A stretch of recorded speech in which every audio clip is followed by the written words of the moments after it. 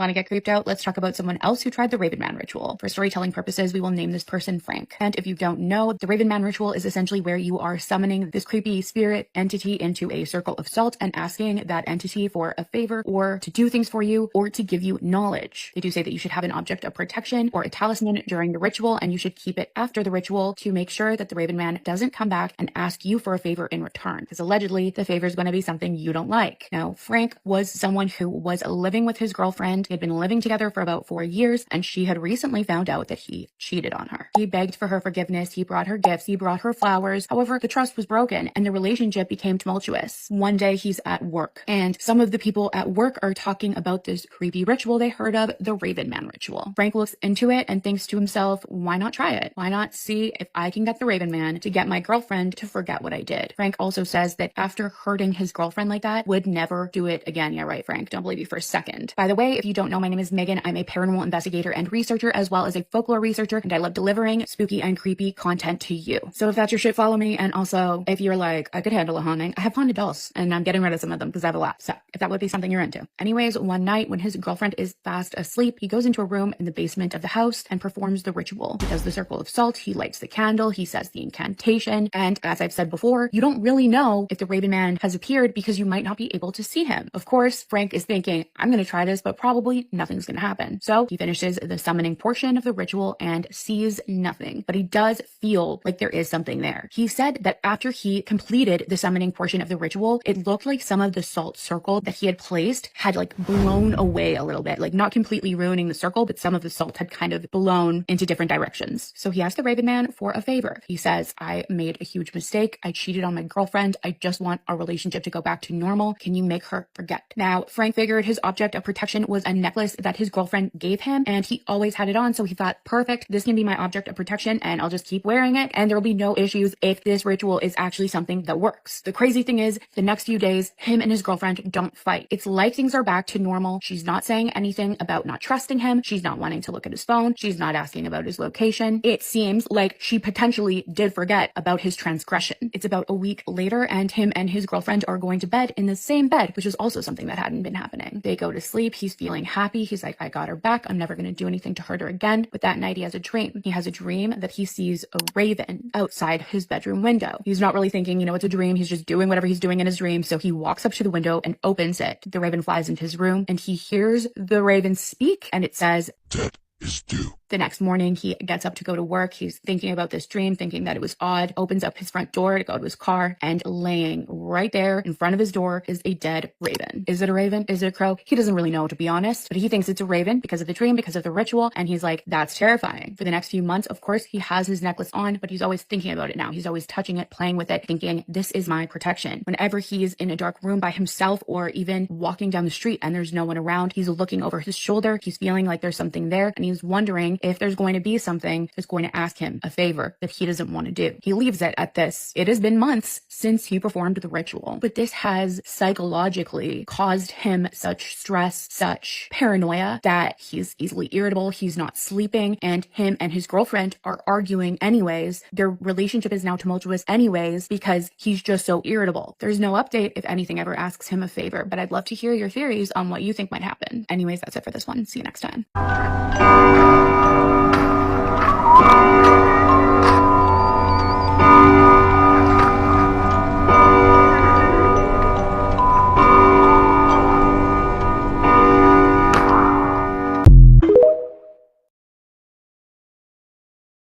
I'm convinced that every single apartment in Brigham City is haunted. I am born and raised in Brigham City. I grew up in the Westwood apartments until I was about 10. I had the most vivid nightmares and would wake up feeling like someone was standing next to me. I was about 6 when that happened. One day I was on a walk with my mom and decided to tell her about it. And she told me she had a spirit of a little boy run up and jump on her chest. I thought she was just joking around with me until I decided to ask her about it when I got older, and she told me it had very much happened, and she has countless experiences in that apartment. From seeing apparitions in photos she'd taken, or even just not feeling alone when my brother and I were at school. I never had any other experiences until I was about 15. By then we were living in a different apartment. I was cleaning my room. My parents' room was across the hall from mine, and what stopped me in my tracks forever stayed in my head. I saw a little boy. He looked like he was wearing Native American clothing. He just disappeared. It's something I never told anyone. I always felt like no one would believe me. When I turned 18, my boyfriend and I decided to get our own place across the street from the cemetery. I felt an urge to not, but we did anyways. The whole 6 months of us living there felt like an eternity. My boyfriend worked graveyard at the time, and I was too scared to sleep in our room, so I stayed on the couch. I woke up at around 2 a.m. just out of nowhere and looked right into our kitchen and saw a tall, dark figure. I never felt actual fear until then. I called my parents so I can go stay with them that night.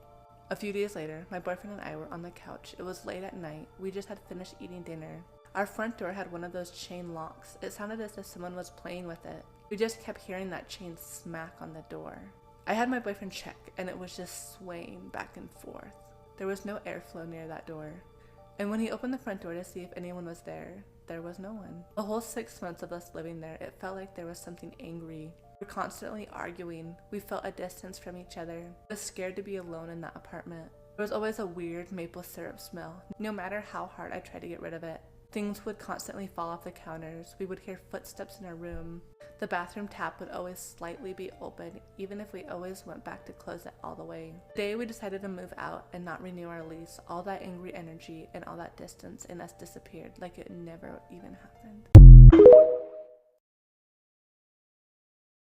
I had a patient who was close to passing. She was known for being extremely abusive to her children throughout her life. Ooh, this one's freaky. Yes. I remember reading this one. To the point none of them wanted anything to do with her, and she had 8 children. A couple of hours before she passed, she kept telling me that there was a man in her room and that I couldn't let him take her. I kept assuring her there was no one in the room, although she was persistent that he was going to take her somewhere really bad. She then proceeded to pray and ask forgiveness for over an hour. The last time I went and checked on her before my shift ended, she grabbed my hand so tight, and she said she knew she was going to hell. I looked down and realized she had several bruises on her chest right by her heart. She said, "He keeps pushing me downwards. Don't let him take me there." She passed an hour later, and the entire wing lost power. I have never questioned our maker ever again. Oh, that gives me goosebumps. I know. That was one of the ones I read last night, and I was like, oh, I should not do this That one's right now. so scary. Imagine being so terrible that you just know you're going to hell.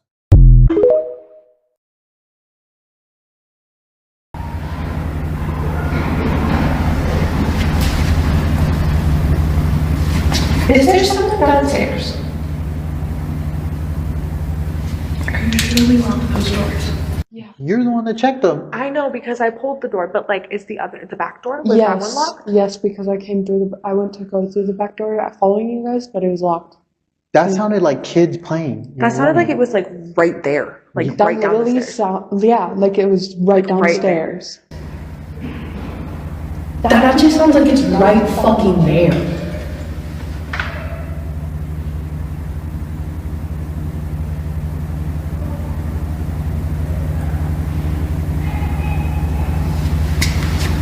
Are you okay, Ray?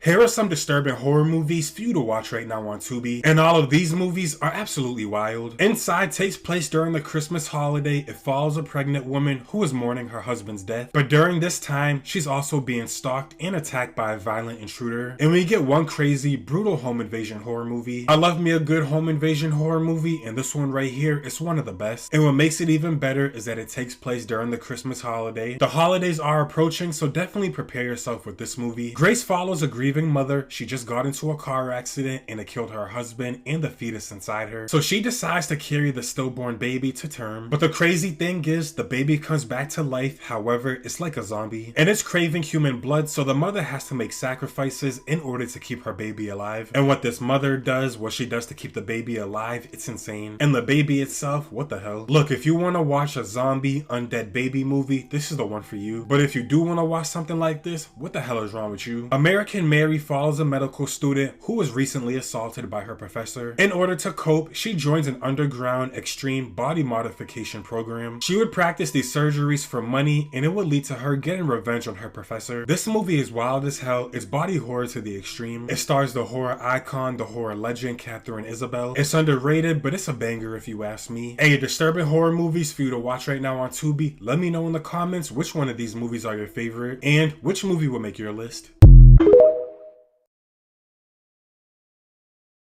Then you hear your name called from behind you in the exact voice of your best friend. Small problem. You came alone. Step 1. Stay calm. Remember, skinwalkers copy voices to manipulate your emotions. The correct response isn't fear, it's confusion. When it calls your name again, yell back, "Bro, I know you're really mad at me because I might have been with your mom, but we already had this talk. I used to think our friendship was stronger than that." The skinwalker will be so uncomfortable with that conversation that it'll vanish back into the shadows. Backrooms level 45. An inky void of floating skyscrapers around a false empire state. Near the center feels stable calm. Stick close to lit buildings. Use fire escapes to move between towers. Landings act like gateways. Step carefully as gravity tilts underfoot.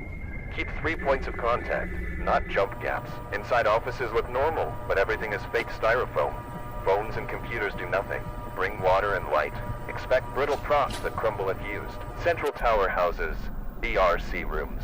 Light stays steady here, and risk is low. The front entrance returns to hub if you need out. Outer towers go dark and feel occupied. Avoid bright light. A distant glow passes briefly. Move inward toward quieter buildings. Gravity binds you to building. Use a tether. Tossed objects drift between towers. Do not lean over edges. Head for Empire State doors to exit.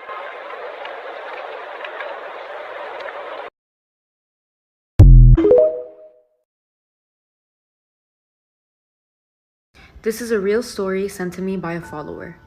One time, when her parents were away on vacation and her siblings were out of the house for the night, she decided that she wanted to take a shower. All of a sudden, during her shower, all the lights went out. She decided to get out and grab her phone to turn the lights on. The second she grabbed her phone, she felt a breath on her shoulder. Instead of reacting, she decided to get back into the shower and finish. And when she was done, she decided she wanted to get a snack. When she walked into the kitchen, she found a kettle of water boiling on the stove and a pack of noodles on the table. She called out for her sister, but no one answered. She ran upstairs. She did not want to be in the kitchen anymore, and the second she walked into her room, she saw a woman in all black crying on her bed. She froze in her place and did not know what to do.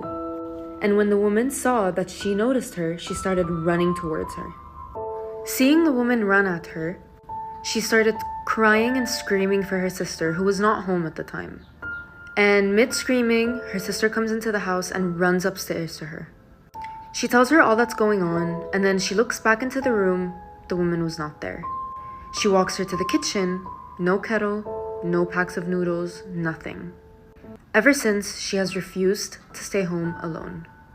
If you have any scary stories that have happened to you, DM them to me on Instagram for a chance to have your story featured on my account.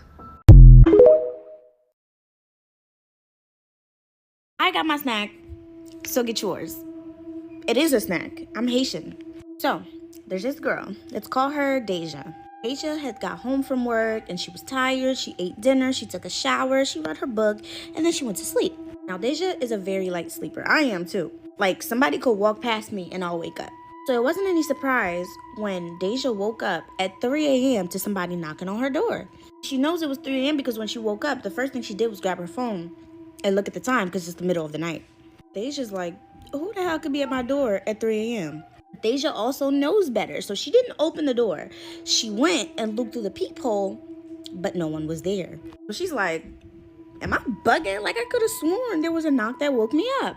And she sat there contemplating for a while if she's bugging or not, because she's not going to wake up for no reason. She's like, all right, forget this. I'm going back to bed. She goes back to bed. She lays down. And the moment her head touched that pillow, she heard the knock again. And so she sat up.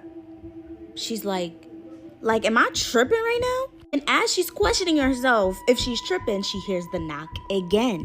She's like, okay, I'm not bugging because I heard it. So she went back to the door, looked through the peephole. There's still nobody there. Deja had this neighbor. Y'all know how everybody has that one neighbor that just knows everything? Like, that neighbor watches everything and just looks out. He's like the block's cop.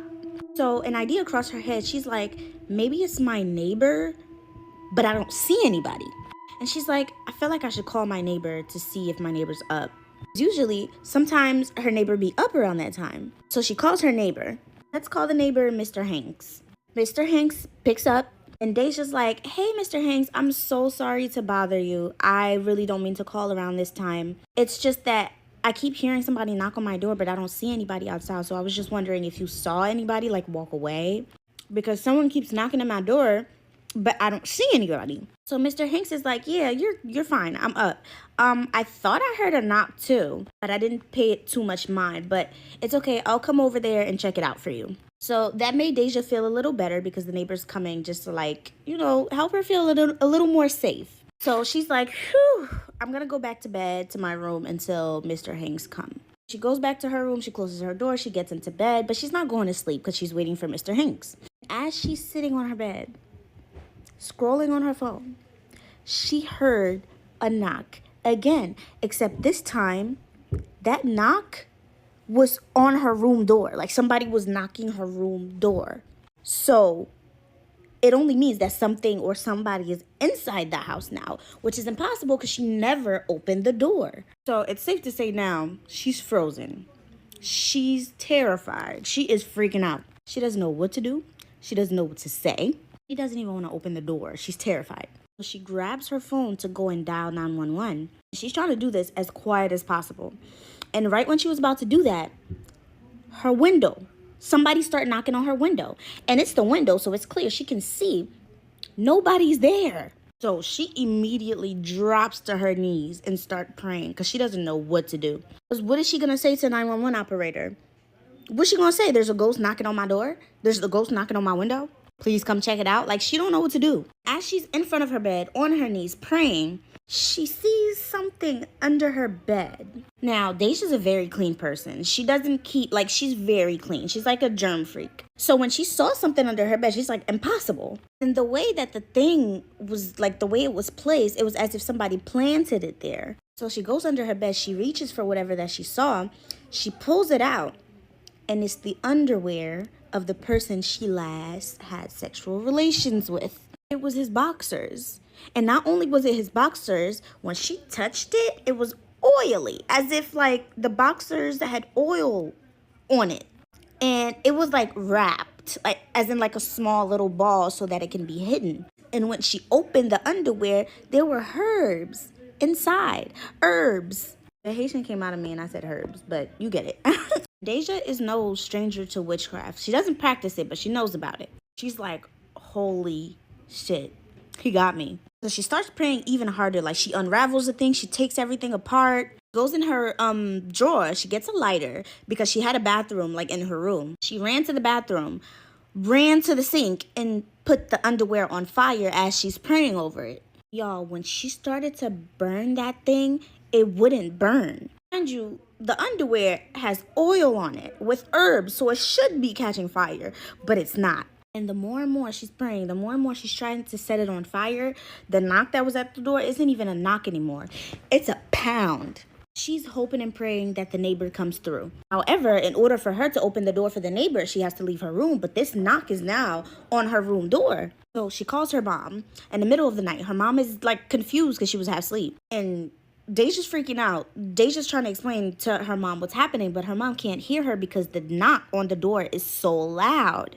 After multiple tries, the mom finally understood what Deja was trying to say. And Deja's mom, too, is not new to witchcraft. She's not even from the U.S., so she definitely knows about it. Her mom immediately got angry with her because her mom is always warning her about who she, like, has sex with. Because, believe it or not, y'all, having relations with somebody is deeper than you think it is. That's why you're not supposed to do it before marriage. But that's another video for another day. So mom is mad at Deja. She's like, you know better. Why are you sleeping with people you barely know? To the point where they're putting things under your bed. Deja's like, Mom, clearly I know, I messed up. But what can I do right now? Because I'm praying and I'm trying to burn it and it's not working.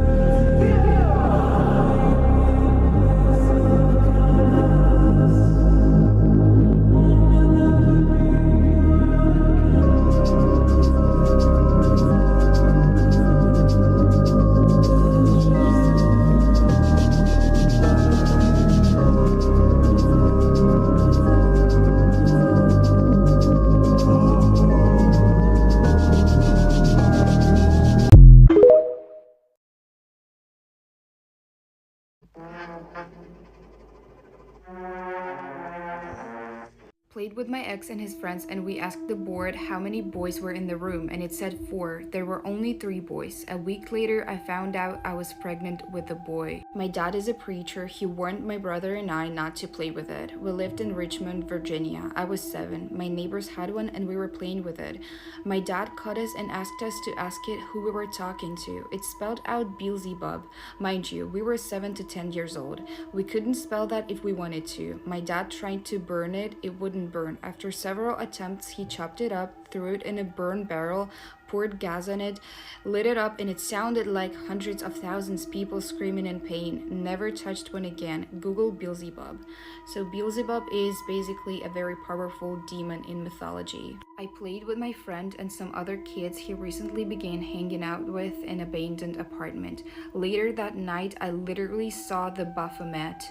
Stay far away from that game as possible. My aunt played one when she was 18 or 19. It told her the date of her death. She died on that day, never got to meet her. My mom played it with her friend. Her friend had a younger sister named Eve. When they started playing, the Ouija board spelled "Where is Eve?" 5 times without answering any questions. When they went to check on her, Eve wasn't there. She overdosed at a party that night. I did one in 1999 and it made no sense, just kept saying 4 and dead.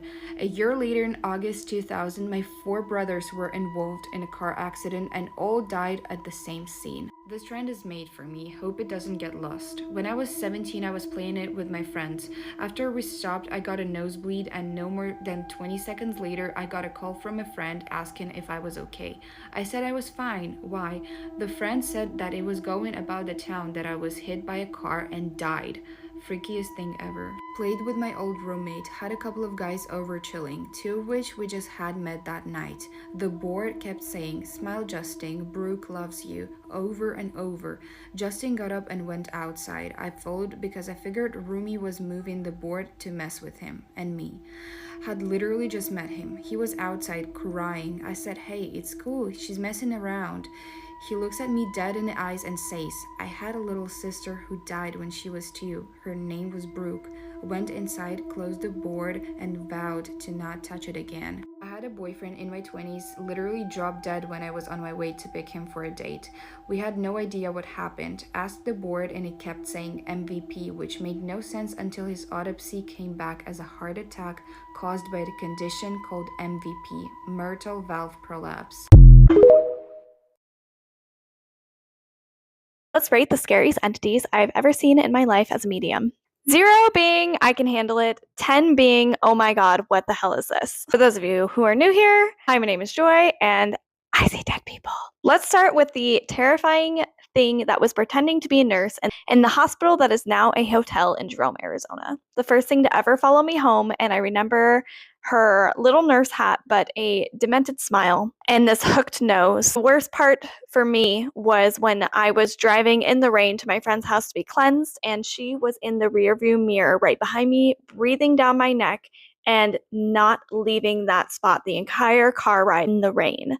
I give her 8.5 out of 10. She was bad, but she was not the worst. Another absolutely horrifying encounter that I actually experienced for about 17 years of my life was the creepy old man spirit that was in my house all growing up. He really reminded me of the creepy old guy in Poltergeist 2. He wore a suit and a top hat, and he had a mustache. He was just always, not even like a distorted smile, but just like a creepy, almost perverted smile, just outside of where I was hanging out in my parents' room. And if I was downstairs, he'd be upstairs. My parents' room was at the end of the hall. He was always there or hanging out in the hall outside of their room, staring in at me. When we finally had somebody come and get rid of him, he actually went to their house and pinned them down to the bed when they were sleeping and screamed in their face. But at least he stopped bothering us, so hopefully he found peace. I give him 7 out of 10. Another one from my childhood home was the all black shadow of a woman who had long hair, and she would crawl after me on the side of my house every time I tried to take out the trash. I literally would run and run back and try to bring a dog with me or somebody to protect me because it was horrifying as a child being chased by something so sinister. I give them a 6.5 out of 10. Speaking of crawling, disgusting spirits, we have the spirit that I saw at my friend's house that she actually saw the movement of out the corner of her eye, and it was an all black crawling figure that crawled from her kitchen into what is now her daughter's room.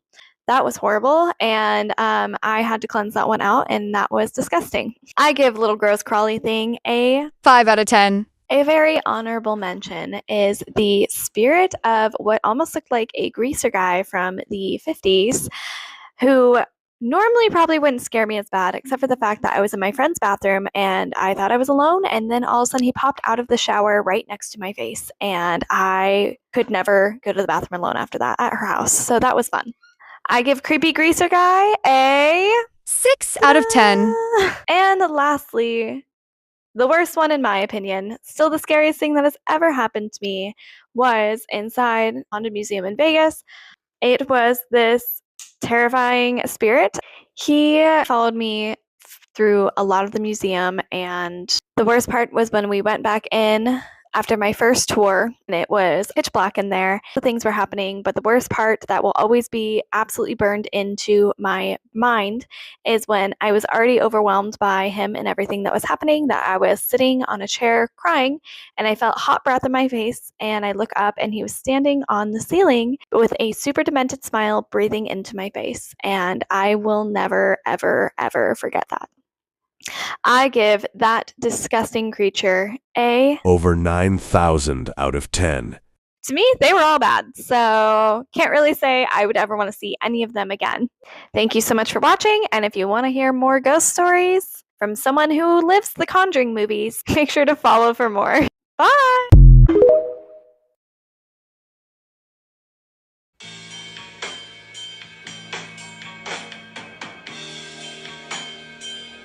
Not a paranormal experience, but a random morning I woke up and checked my phone. There was a photo of me sleeping. I live alone. I woke up in the middle of the night to go to the bathroom until I saw a weird painting of a man on the wall. The next day, I realized it was a window. Everyone at my school trip had sleep paralysis and experienced the same thing, including teachers. Not scary, but weird. My older brother and I both had friends sleeping over, and we both woke up our friends by sleep talking.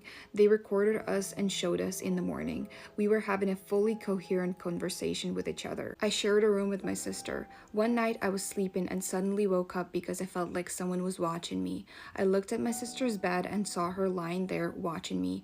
I didn't think much about it and went back to sleep. The next morning I remembered that she had been staying at my grandma's house the whole week and was only supposed to come back home the next day. It's not really paranormal, but one night I had a dream that a demon was pulling me under my bed, and when I woke up I was actually stuck under my bed. My reflection in a mirror moved as I was staying still. My sister saw an angel, not the cute humanoid ones, the ones with many eyes and had those orbit thingy, and yet she didn't know what it was. I don't know if this is considered paranormal, but when I was in elementary school, I remember standing outside during recess. I was looking around at everyone and everything and noticed something felt off.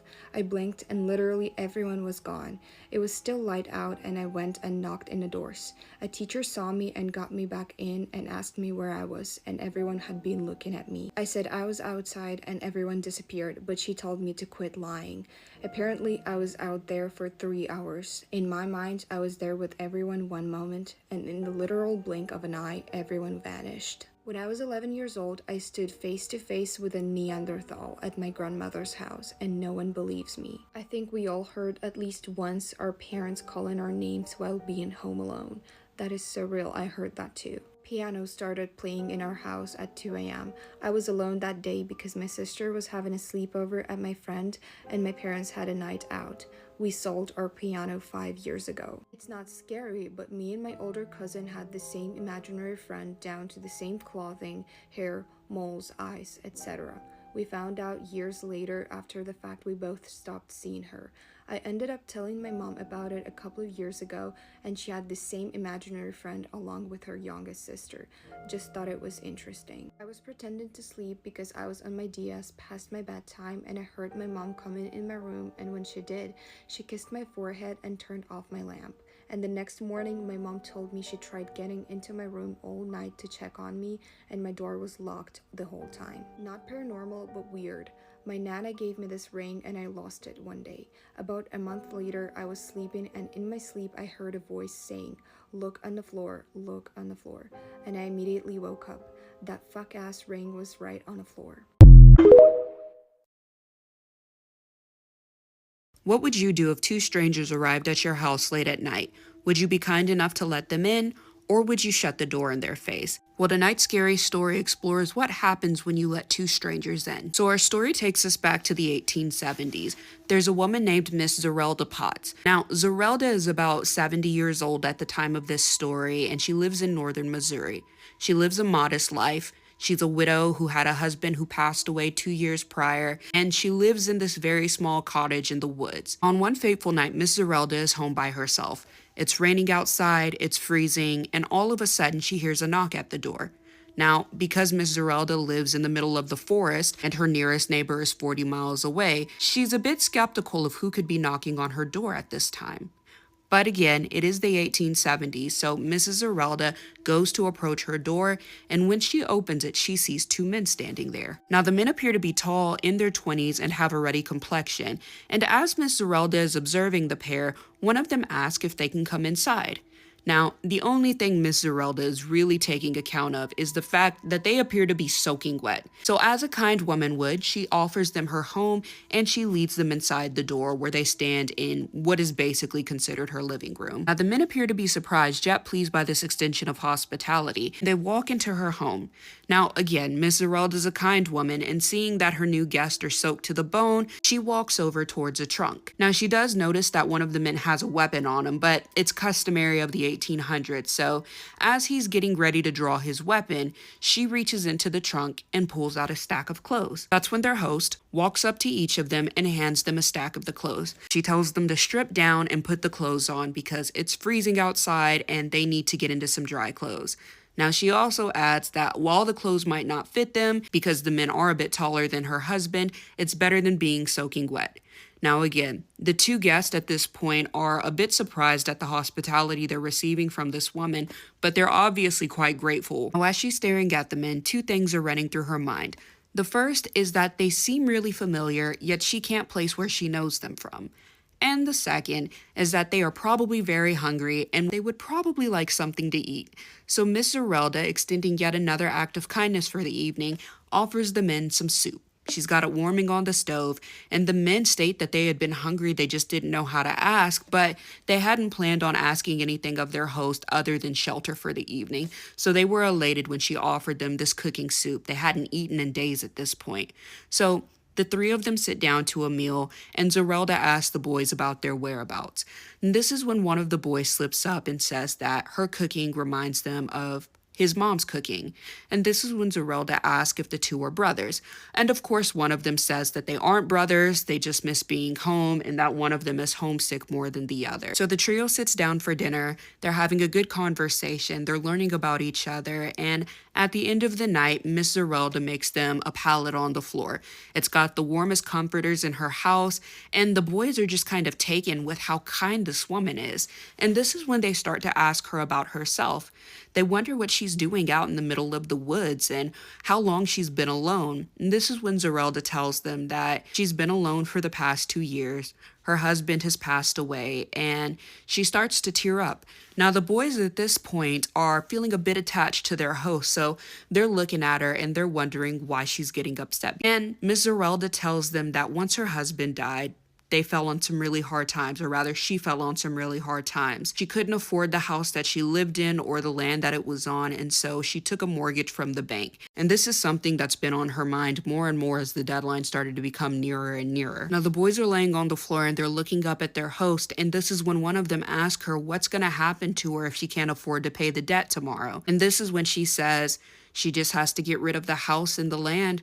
She doesn't know where she'll go. She'll just have to figure it out. And this is when she starts to tear up because her and her husband built the house together. They bought the land together. They had happy memories there, and everything good in her life was associated with this house. She tells the boys there's nothing she can do about it, and she starts to tear up again, but she brushes it off and she tells the boys that they need to go to sleep because they've had a long day and they probably need to get some good rest. Now, before the boys oblige their host, they ask her how much money it would cost to pay off this debt. And Miss Zerelda tells them that it's not even worth saying because it's such an exorbitant number. But the boys refuse to go to sleep until she tells them how much it is. And this is when she reveals that it's $900. So the boys look at each other, they look at their hosts, and they bid her good night. The next morning, Miss Zerelda wakes up a bit early with the hope of surprising the boys with breakfast before they head out on their new adventure. However, as she enters her kitchen, she notices that the pallet on the floor where the boys were sleeping is empty. So a bit disappointed and hoping to share the communion one last time in her beloved household, Miss Zerelda goes to the table where she had so many good memories with her husband, and this is where she finds a note. And the note reads, "Miss Zerelda, we want to thank you for your kindness and hospitality. That's something rare to come across these days. We figured we might repay your hospitality with a bit of our own. We figured you might need this." So as Miss Zerelda picks up the note, she notices that there are 9 $100 bills sitting under it, the same $900 she needed to pay off the banker. And this is when the note continues. "We gave this to you hoping this would save your house and bring you a little joy. Make sure when the banker comes, you get a receipt. If you don't get anything else, you make sure he writes you a receipt." Now, Miss Zerelda was confused about this, but when the banker came, she made sure she gave him the $900 and asked for a receipt. Now, the banker was a little confused by this because he counts money for a living. So not only was it odd to him that she had 9 $100 bills, but how could it be that a woman with no income on her own could have amassed this much money at once? But alas, even though he was a bit resistant to giving her a receipt, he did give her one, and then he went about his business. Now, as for the banker, he heads back out towards the city where he's working at, and all of a sudden, the banker notices that his horses are starting to get nervous and they're starting to stall, when all of a sudden, there are 2 masked men who ride out of the wood on their horses. They appear to be tall, around 20 years old, and have ruddy complexions, and this is where they pull out their pistols, and they tell him to unload all of the money that he has on his carriage. They're robbing this man. This is when the banker, trying to appear brave and possibly save his own life, states that once he gets back to town, he's reporting this to the police and that these 2 men are going to be wanted men. And this is when both boys pull down their mask and say, "We're already wanted men." And this is when the banker realizes that he's looking face to face with Frank and Jesse James, the notorious outlaws. Anyways, let me know what you guys think of this story. Do you guys think there are any lessons in here? Do you think you would have done what Miss Zerelda did? I want to know your thoughts in the comments. Let me know what you guys are thinking.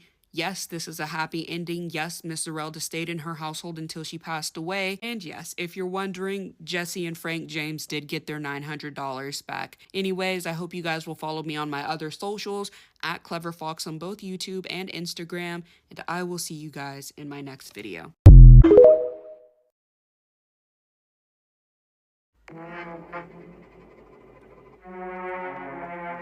I helped a man. After I was nice to him, he said, "I can't do whatever I came in here to do. Thank you for being nice," then immediately walked out without getting anything. A guy came up to me and told me, "You have the innocence my niece had in her eyes." To this day, it still makes me wonder what if he took it from her. I worked at a hotel and I cleaned the whole room before I realized someone was hiding in the closet. That was the fastest I've ever run. I served a customer through the drive-thru, milkshake and a burger. Later that night, a cop came in and I had to give a description because he killed 3 people right after he left. I had a man buy Astroglide and a child's birthday card at the same time, and his right hand was peeling and I was disturbed. Older man walked into the store I worked at and I had a bad feeling immediately. He later came up and asked if we had any locks, like the kind to lock a girl in a room. A masked man came into Wendy's and robbed us using a fake bomb. My manager/best friend were working. We gave him all our money. When she got home, she found the ski mask in her closet sitting with her boyfriend's clothes. She called the police and they arrested him. They called the bomb squad in to confirm it was fake. They charged her $9,000 fee for the bomb and then she unalived herself. Trump is the second coming of Jesus. I know it because I felt it while at church. I was just trying to take her to her table, and as a Christian, it's disturbing knowing there's people who actually believe that. When I was 17, I had this customer that was probably 40 and asked me for my number. I told him no, I was 17 and he left me alone. The day after my birthday, he said, "You're 18 now, right?" and then proceeded to stalk me for the next 2 years. He even followed me to the college. A regular who told me my step-by-step route of my walk to work with timestamps and everything. He was banned. I'm a manager at McDonald's and I was closing the store one night, ridiculously busy by the way, and after the rush about 10 minutes later the store phone rang and it was a customer complaining that there was no salt on their fries. And as I was proceeding to tell her that the next time she comes I'll comp her meal, she said she was already on her way to shoot me and the whole store up. Never hung up and locked the doors to the building so quick. Like, why would you shoot someone over some salt? If your kid told you there was a boogeyman in his closet, would you believe him or would you just try to brush it off and tell him there's nothing there? Well, tonight's story follows a mom who has to deal with the same question. So our story centers around a young boy named Danny. Danny's roughly 12 to 13 years old, attends a local middle school, and Danny has the problem with having these really bad nightmares. In fact, his nightmares are so bad that he often will get up in the middle of the night and go sleep on the couch. Poor Danny also has problems during the day because he's bullied unmercifully. On top of this, Danny also has a problem at home because Danny cannot sleep through the night. It's not just regular insomnia or the anxiety of having to go to school the next day. Danny has told his mom several times, and his siblings, which include a brother and a sister, one who bullies him, that during the nighttime, he hears a monster in his closet and he can't sleep. His dreams get so vivid that oftentimes in the middle of the night, he will relocate from his bedroom to the couch just to get away from the nightmares upstairs. Poor Danny has been experiencing these problems for around a year at this point. The bullying at school is getting worse, kids are getting really aggressive, and then at home he can't sleep through the night. Now he's told his mom about this a dozen times, and for some reason the mom cannot convince her oldest son, Danny's brother, to be a little nicer to him and to have his back and stick up for him. His older brother, Brian, will say, is part of this in-group that likes to bully Danny. So he's told his mom that he's having these problems at school, and his mom is also aware of the problems he's having at night. So Danny is just catching hell on both ends. Now, during the nights where Danny is sleeping downstairs, his mom will periodically go through the house, do her rounds to check on everything, and she'll try to escort Danny back up to his bedroom. Now, Danny is resistant to all of this because Danny has told her time and again that there is something in that closet. It speaks to him, it scares him, it makes him uncomfortable, and it gives him bad dreams. So because her son is young and she believes he might have an overactive imagination, his mom will try to escort him up the steps and back into the bedroom. Now, Danny, even though he doesn't want to go, will follow because of course that's his parent. But anytime he gets back up to the bedroom, he always lets his mom know that he is uncomfortable with that closet. Now, like some parents will do to try to reassure their children that there's really nothing wrong, his mom goes straight to the source. She opens up the closet door, flicks on the lights, and to Danny's surprise, There's nothing there. And of course, she goes through the racks to make sure that there is in fact nothing there, just to show Danny that it's okay. He's safe. Now, as soon as she closes the door of the closet and cuts off the light, she kisses Danny goodbye and she walks out of the room. Unfortunately, this makes for another sleepless night for Danny. He tries to explain to his mom what he saw and how the closet door opened, but his mom did go in there. She opened the closet door herself, turned the light on, basically scoured the whole thing, and there was nothing in there. So at this point, although she is sympathetic, she's not really trying to hear it because as far as she's concerned, he just has an overactive imagination. The problem for Danny comes in because he doesn't sleep at night. And because he doesn't sleep at night, he's falling asleep in class. When the teacher wakes him up, she's asking him why he's having a hard time staying awake. This is when he tells her, I can't sleep because there's a monster in my closet. And Danny having these problems all the time does not bode well for Danny. And this isolates Danny. And it looks weird and people are just not gravitating towards this poor kid. So not only is he isolated at home, he can't sleep, he's having bad days at school, but he also has no friends. And what makes it even worse is that at the end of these long days, Danny has to walk home. And because he walks home, he gets followed by this group of bullies that consist of his brother and his brother's friends. And they chase him all the way around the block back to the house. And Danny narrowly avoids getting his ass whooped if and only if he can outrun his bullies, which again is very hard to do when your bully lives in the house with you. There's one fateful day where Danny has had enough. The bullies have chased him all the way to the threshold of his house yet again, and he's fed up. He goes inside, or I guess because he's already inside, he goes to grab a bat that's next to the door. And this is when he decides to confront his bullies. So he opens the door up and he goes outside and he's swinging this bat. And there's about 10 of these guys to his one. So they easily overpower him and his brother allows them to take him into the house. Now, when they take him into the house, they take him to the one place he fears the most, the closet. So Danny is sitting in his room and he's freaking out. He's screaming. He's telling the guys he doesn't want to go in there because what they're about to do is make him get in that closet. But Danny's desperate and he's putting up one hell of a fight. He eventually does win out because he calls his brother out. He says, okay, well, if you think I'm scared, why don't you go in the closet then? So his brother's got a save face. He's in front of all of his friends and he's like, okay, well, you know what? Fine, I will go in the closet. So he takes the deep breath and he walks into the closet. Now, I forgot to mention that Danny's older sister did walk into the room as all of this was happening and she did try to get her brother to stop, but it was a really lame effort. So